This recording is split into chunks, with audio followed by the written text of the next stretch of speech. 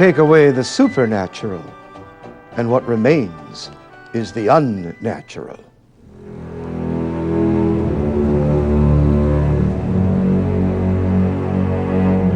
I am the first immoralist. One day, my name will be associated with the memory of something tremendous.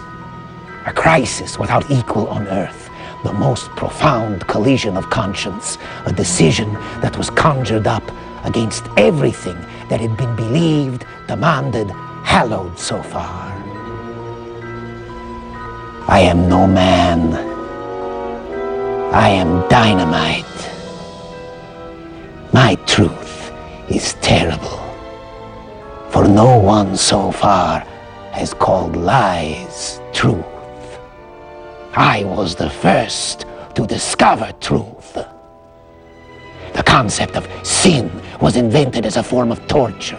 The concept of free will was invented to confuse the instincts. The concept of good was invented to make man side with what is weak, with failure, with suffering of itself.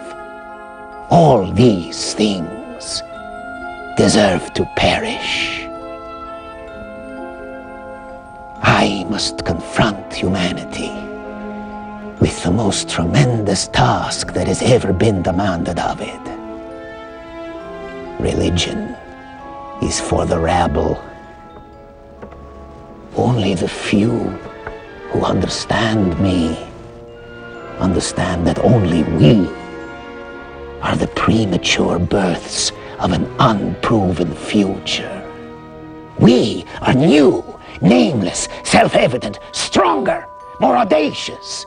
We are the supreme achievement beyond mere modern man, beyond mere good and evil. We have annihilated morality. We are the overman, the superman. God is dead, and we have killed him. God is dead, beyond good and evil. These catchy phrases have been swallowed whole by the so-called intellectuals ever since they were first uttered by Friedrich Nietzsche, the madman who unfortunately turned out to be the most influential philosopher in the modern world. But Nietzsche himself swallowed another philosophy whole which gave him most of his ideas, the idea that only the strongest survive, that the weak are expendable, the idea of endless progress, the notion that humanity has not only progressed to this point, but now must progress beyond it. These are precepts that Nietzsche took from Darwinism. Nietzsche believed that humans are evolving into a higher life form that will be beyond human. He claimed that we have already progressed beyond humanity as it once was, which was religious. We no longer need religion. God is dead. God is extinct. One of God's functions was to provide moral unity. Therefore, morality is also extinct. We have moved beyond good and evil. Multitudes of philosophy professors and their students were seduced by these ideas. None of them were able to dissect Nietzsche the way their counterparts in the other departments managed to dissect everything human. No one figured out Nietzsche's fundamental flaws. Well, one person did, G.K. Chesterton. Nietzsche, with his stark imagination of radiant monsters taking the place of men, thinks he is rebelling against Christian tradition. But he really doesn't even know what it is that he is rebelling against. He is actually rebelling against man. Or rather, his philosophy is rooted in a despair about man. He has consoled himself with a vague enthusiasm about the Superman. But what is really meant by this expectation of a superior organism? It means that the actual animal called man is to be treated almost as an extinct animal. He is a fossil walking the streets, a sort of appendix of the cosmos, a superfluous organ. Man has survived evolution only to prove that he has no survival value. He is a cosmic disease, a sort of astral appendicitis. He must be improved upon, simplified, to make way for a new and nameless superhuman being. But what does this simplified Superman look like? Certainly a man is not a complete man without a nose. But for anything anybody knows about Superman, they may be better off without noses. Noses may be nests for germs, or the noise of the blowing of noses may disturb the delicate nervous organism of that strong man of the future, who is to be the master of us all. The modern philosopher is not trying to get rid of the troubles of men. He is trying to get rid of men because they are the troubles of the philosopher. One of the most overlooked points about Nietzsche that Chesterton does not overlook is the fact that Nietzsche was an aristocrat. It explains in part why he despised the common man. Aristocracy is not a system, it's an accident. It's what happens when a small group of people have too much money, which prevents them from doing honest work. Chesterton says that aristocracy is a rebellion of the rich against the poor. This elite group of people have the mistaken notion that their money and their power also automatically includes good ideas.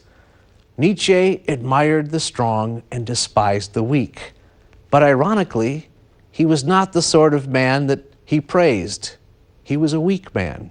He was, says Chesterton, a frail, fastidious, and entirely useless anarchist. His whole work is shot through with the pangs and fevers of his physical life. And yet he had a curious hatred of the weak, which extended to all humanity. He said, we need the overman, the superman. Man is a thing that must be surpassed. In one sense, the remark is most Christian and orthodox. But unless you have a permanent standard of good, how do you know when he has been surpassed? I am going to do what has never been done before. I am going to contradict as no one has ever contradicted before. I am going to invert all values. I am going to free everyone from the straitjacket of morality. The love of the untried is truly the love of nothing. Nihilism is standing at the door. A triumph of nihilism is inevitable. The highest values have lost their value.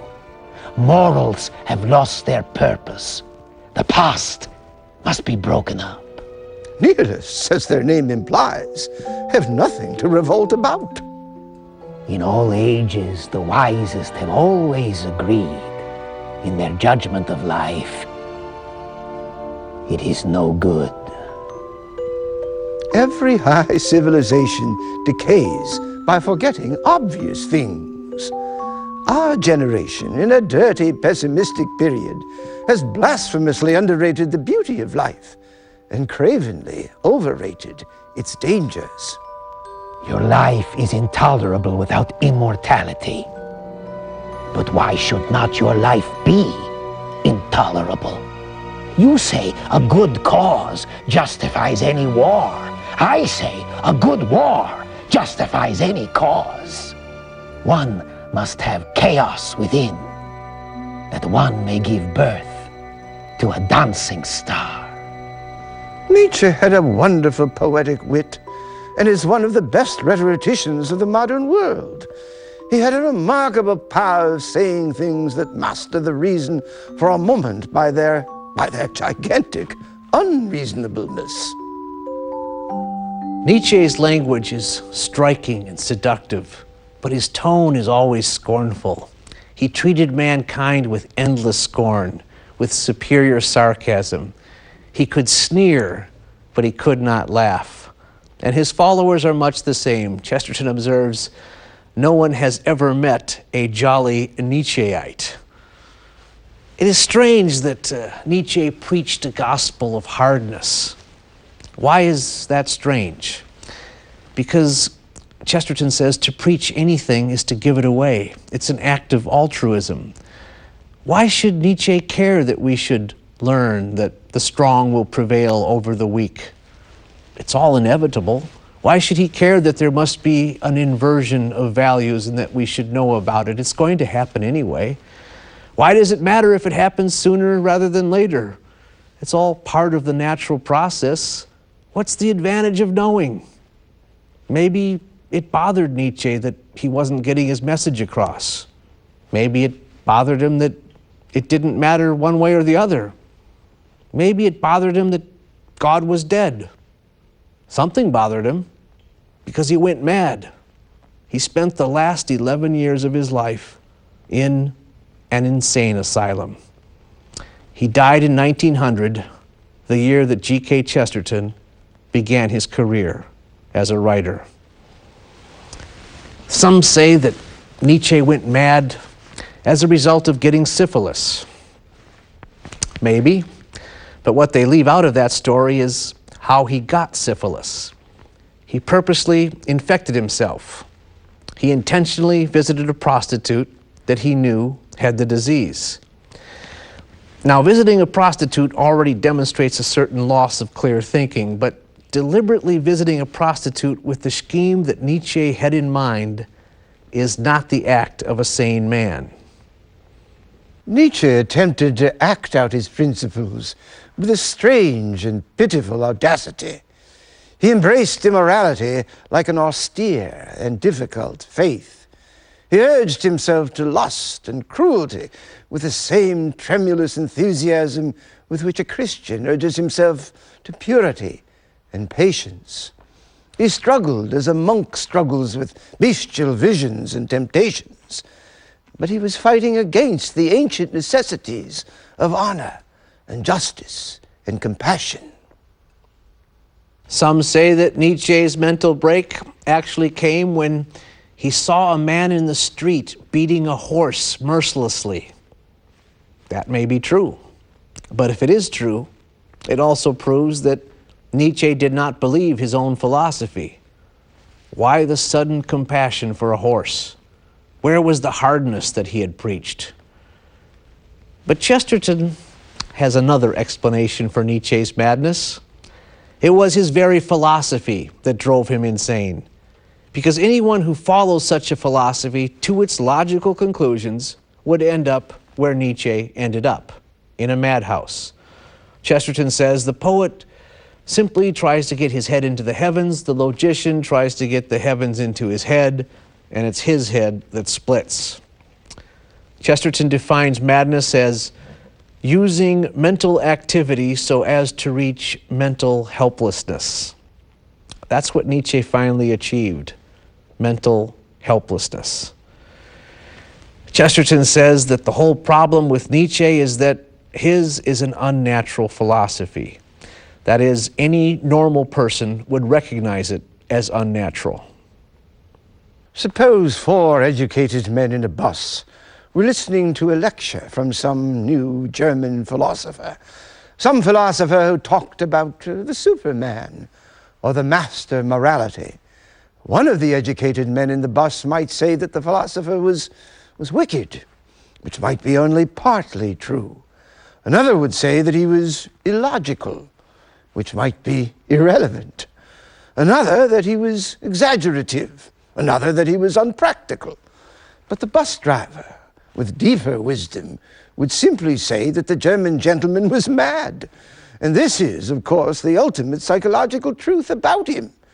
That he might have something to say, that he might even be valuable, but that he did not see life steadily or see it whole. That he set virtue to fight virtue in a vain battle, that he was not in the center, that he had lost that balance of many opposite merits, which is the whole meaning of the thing called man. The first word that the first bus driver would say about Nietzsche would be the last word that the last philosopher could say about him. He is not universal.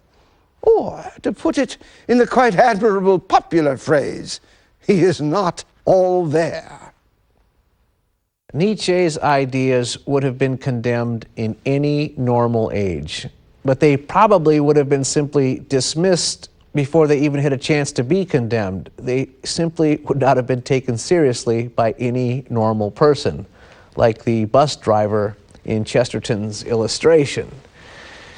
Chesterton says that almost all German philosophy goes against common sense.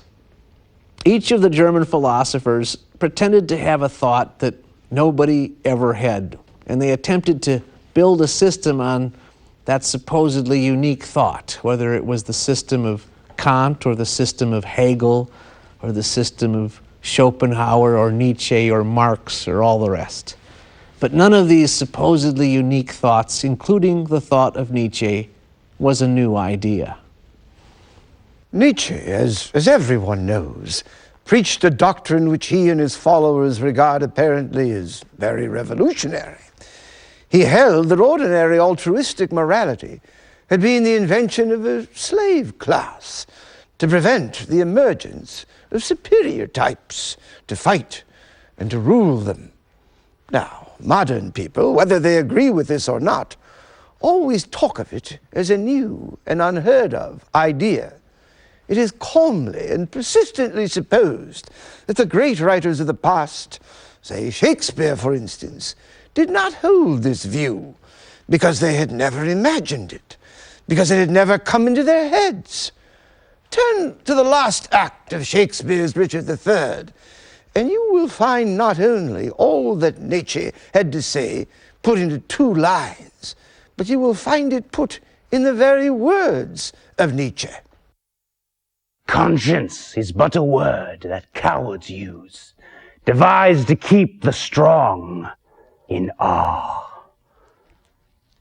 You see, Shakespeare had thought of Nietzsche and the master morality, but he weighed it at its proper value and put it in its proper place. Its proper place is the mouth of a half-insane hunchback on the eve of defeat. This rage against the weak is only possible in a man morbidly brave, but fundamentally sick. A man like Richard III, a man like Nietzsche. This case alone ought to destroy the absurd fancy that these modern philosophers are modern in the sense that the great men of the past did not think of them. They did think of them, only they did not think very much of them. It was not that Shakespeare did not see the Nietzsche idea. He saw it, and then he saw through it. In spite of the madness of Nietzsche, in spite of the madness of his philosophy, many leading intellectuals of the 20th century actually took his ideas seriously. For instance, Nietzsche was an outspoken advocate at the forefront of eugenics. He said that undesirables should be sterilized, that marriage should take place only under medical supervision, that in his own words, many people must be sacrificed in order to save mankind. But people like George Bernard Shaw embraced this very philosophy. So did Margaret Sanger, the founder of Planned Parenthood, who proclaimed on the cover of her journal, the Birth Control Review, "More children for the fit, less for the unfit." G.K. Chesterton saw all the dangers of this philosophy and predicted that birth control would lead to abortion and infanticide and also euthanasia. He said prophetically that we would begin to murder people whom we considered to be a nuisance to themselves, but in one short step, murder people who were a nuisance to us. He watched and warned against the fact that an entire nation had embraced Nietzscheism. That nation, not surprisingly, was the same place that gave birth to all the mad German philosophies, Germany. Chesterton seemed to be the only one who realized what was going on. The things the Germans say, the things we hear, the things they mean us to hear, their own version of their own acts, contain an extraordinary emphasis upon brutality, not as a charge to be repelled, but as an excellence to be exalted. It may be that the German masses admire the quality. It is certain that the Nazi leaders admire themselves for possessing the quality. Nietzsche's notion of an inversion of values has really struck, and one thing is certain: we shall know what war and division really mean, and in a way that we have never known it for ages. Chesterton said the world was moving toward a new war, and that it would be the worst and most horrible war in history, and it would begin on the Polish border. He died in 1936. His prediction came to pass just a few years after his death. Nietzsche's own prediction about himself, unfortunately, was also right. He managed to create a crisis without equal on Earth. For in addition to the bloody war that nearly destroyed Europe, the Nazis, in the full fever of a philosophy formed by the Nietzschean transvaluation of values, systematically murdered 6 million Jews and 5 million Polish Catholics. In spite of the fact that Chesterton was right about the war, right about Nietzsche's connection to Nazi Germany, right about the horrible outcome, the intellectual community missed it completely. Chesterton was forgotten. What happened less than 2 decades after the end of World War II, after the discovery of the concentration camps and the gas chambers? What happened? What happened after Nietzsche's horrible ideas were played out? His ideas were more popular than ever. Millions of students were being taught the philosophy of Nietzsche on the campuses of American universities. A new group of intellectuals were teaching the inversion of values, and all of them quoting Nietzsche, saying with great relish, "God is dead." They were preaching that traditional morality must be rejected or transcended, parroting Nietzsche's phrase that we must move beyond good and evil. The next 2 generations were taught the madness of Nietzsche, but they were prevented from ever hearing about the common sense of G.K. Chesterton. They never knew that G.K. Chesterton had answered all of the insane arguments of Friedrich Nietzsche. Nietzsche offers to lift us yet further above the beasts by abolishing the only thing that at present lifts us at all above the beasts: the sense of sin. Nietzsche wanted to deny God because he wanted to deny sin. And even today, no one wants to talk about God because no one wants to talk about sin, which is the whole reason for our separation from God. Nietzsche thought him very bold by trying to turn Christian civilization on its head. He boasted that he had done things with the language that no one else had ever done. When he wasn't announcing the death of God, he was proclaiming that God was a devil. It was God himself who, at the end of his day's work, lay down as a serpent under the tree of knowledge. Thus, he recuperated from being God. The devil is merely the leisure of God on that 7th day. But G.K. Chesterton used imagery that matched Nietzsche's audacity in ways that Nietzsche could never have imagined. Christianity is the only religion on earth that has felt that omnipotence made God incomplete. Christianity alone has felt that God, in order to be wholly God, must have been a rebel as well as a king. Alone of all creeds, Christianity has added courage to the virtues of the Creator. For the only courage worth calling courage must necessarily mean that the soul passes a breaking point, and yet does not break. In this, indeed, I approach a matter more dark and awful than it is easy to discuss, and I apologize in advance if any of my phrases fall wrong or seem irreverent, touching a matter which the greatest saints and thinkers have justly feared to approach. But in that terrific tale of the Passion, there is a distinct emotional suggestion that the author of all things, in some unthinkable way, went not only through agony, but through doubt. In the Garden of Eden, Satan tempted man, but in the Garden of Gethsemane, God tempted God. He passed in some superhuman manner through our human horror of pessimism. When the world shook and the sun was wiped out of heaven, it was at the cry from the cross, the cry which confessed that God was forsaken of God. And now let the revolutionists choose a creed from all the creeds, and a God from all the gods of the world. They will not find another God who has himself been in revolt. Nay, the matter grows too difficult for human speech. But let the atheists themselves choose a God.